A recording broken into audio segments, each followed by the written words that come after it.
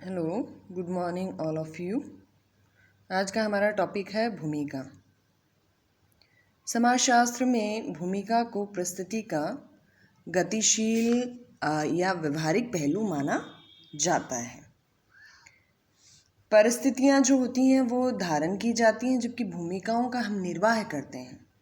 एक व्यक्ति जिस प्रकार से एक परिस्थिति से संबंधित दायित्वों का निर्वाह से संबंधित सुविधाओं एवं विशेष अधिकारों का उपभोग करता है, वैसे ही जो विशेष अधिकारों का उपभोग करता है उसे भूमिका कहते हैं। एक परिस्थिति धारण करने के कारण कहने का मतलब ये है कि एक परिस्थिति जो पद है, जो स्थिति है समाज में, वो धारण करने के कारण व्यक्ति जो कार्य करता है वो उस पद की क्या होती है, भूमिका होती है। उदाहरण के लिए राष्ट्रपति का पद एक परिस्थिति है। पद जो स्थिति होती है, स्टेटस जो है वो परिस्थिति कहलाता है समाज में।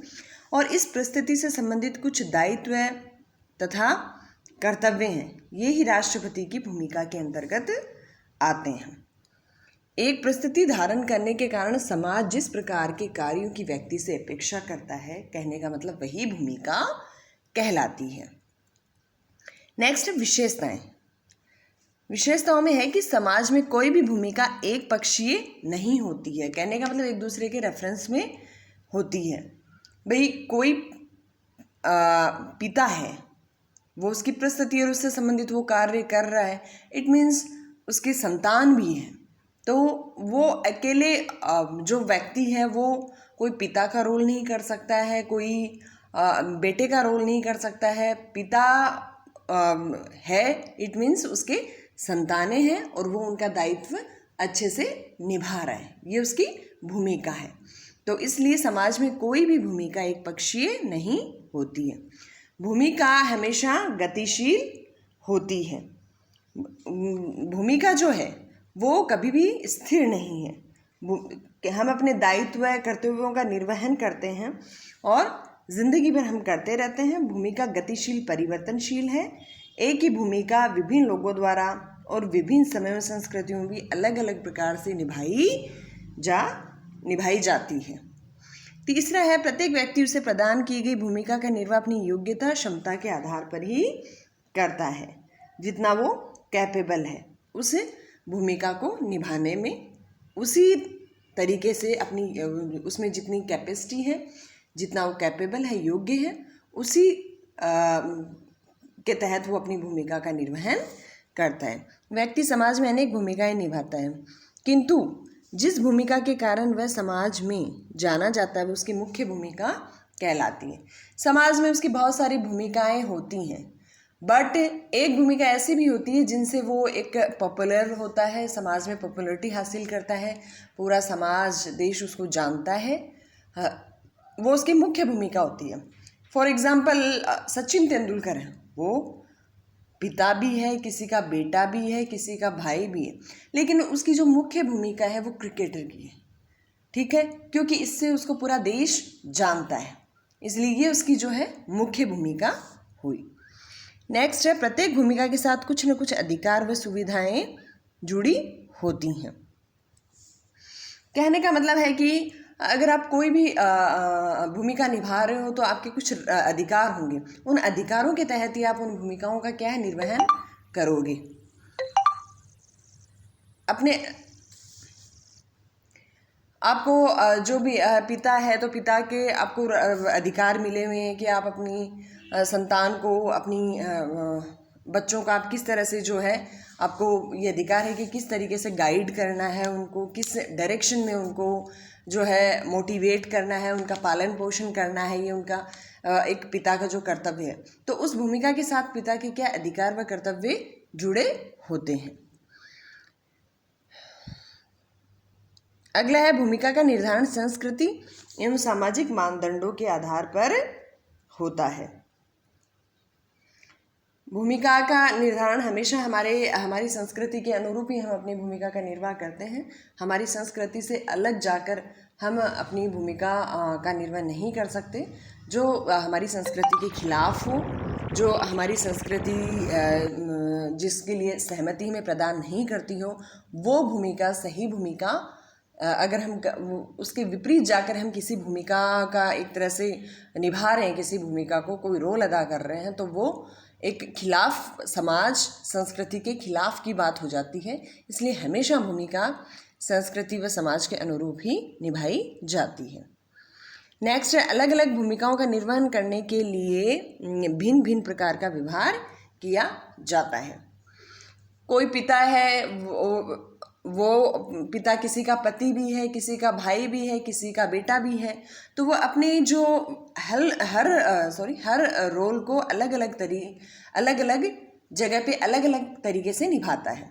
पिता है तो वो अपने बच्चों के प्रति एक उसके अलग अधिकार दायित्व हो जाते हैं। पति है तो अपनी पत्नी के प्रति उसका अलग फर्ज हो जाता है। पिता है तो उसका बेटा होने के नाते उनकी सेवा करने का एक अलग उसका कर्तव्य हो जाता है। भाई है तो बहन के प्रति उसका अलग दायित्व होता है। तो कहने का मतलब है कि भूमिकाएं अनेकों होती हैं और उन भूमिकाओं को अलग अलग तरीके से उसको निभाना पड़ता है। तो ये कुछ जो है भूमिका की विशेषताएं।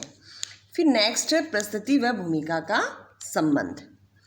प्रस्तुति जो है, कहने का मतलब प्रस्तुति एक समाजशास्त्रीय अवधारणा है, जबकि भूमिका सामाजिक मनोविज्ञान का विषय एवं घटना है जिसको व्यक्ति निभाता है। प्रस्तुति है तभी व्यक्ति भूमिका का निर्वहन कर पाएगा। प्रस्तुति है वो समाज में आपका पद स्थिति है और उस पद और स्थिति से जुड़ा हुआ कोई भी कार्य व्यक्ति कर रहा है तो वो उसकी क्या है, भूमिका है, जैसा कि हम पहले पढ़ ही चुके हैं। तो प्रस्तुति और भूमिका के संबंध जो है वो सदैव स्थिर न होकर सदैव जो है बदलते रहते हैं। ये एक ही सिक्के के क्या है, दो पहलू होते हैं। नए विचारों, नए मूल्य मान्यताओं के आधार पर संबंध जो है इनके परिवर्तित होते रहते हैं। जैसे मजदूर मालिक के संबंध जैसे मध्य युग में थे, वैसे आज के औद्योगिक युग में नहीं है, काफ़ी कुछ चेंज हो गया है। पति पत्नी, माता पिता और संतान के संबंध, शासक और जनता के संबंध, गुरु और शिष्य के संबंध जैसे वैदिक काल में थे वैसे आज नहीं है। कहने का मतलब जैसे जैसे समय बदला है, समाज बदला है, वैसे वैसे जो है प्रस्तुति और भूमिका के जो आपस में संबंध है वो बदलते रहे हैं। कुछ लोग कहते हैं कि बिना प्रस्तुति के कोई भूमिका नहीं होती है और बिना भूमिका के कोई प्रस्तुति नहीं होती है। बिल्कुल सही है कि फॉर एग्जाम्पल यदि किसी संस्था में प्राचार्य की प्रस्तुति ही नहीं हो तो कोई भी व्यक्ति बिना प्राचार्य की भूमिका निभाए प्राचार्य कैसे हो सकता है। इसलिए किसी भी भूमिका को निभाने के लिए पहले प्रस्तुति का होना बहुत ज़रूरी है, किसी पद का होना बहुत ज़रूरी है। इसी प्रकार से बिना एक प्रस्तुति के धारण किए किसी भी एक व्यक्ति उस पद से संबंधित भूमिका निभा सकता है। उदाहरण के लिए प्राचार्य की छुट्टी चले जाने पर अन्य प्राध्यापक और डॉक्टर की छुट्टी चले जाने पर कंपाउंडर उसकी भूमिका निभा सकते हैं, फिर भी वे प्राचार्य या डॉक्टर नहीं कहला सकते हैं। इस प्रकार जो प्रस्तुति और भूमिकाएं होती हैं वो क्या होते हैं, एक दूसरे के पूरक और परस्पर संबंधित तथ्य हैं। एक जगह बिरस्टीड जो विद्वान हुए हैं उनका मानना है, वे कहते हैं कि दोनों पृथक पृथक भी हो सकते हैं। उदाहरण के लिए विश्वविद्यालय के वाइस चांसलर द्वारा पद त्याग देने पर नए वाइस चांसलर की नियुक्ति तक प्रशासन द्वारा उसके कार्यों को बांट दिया जाता है।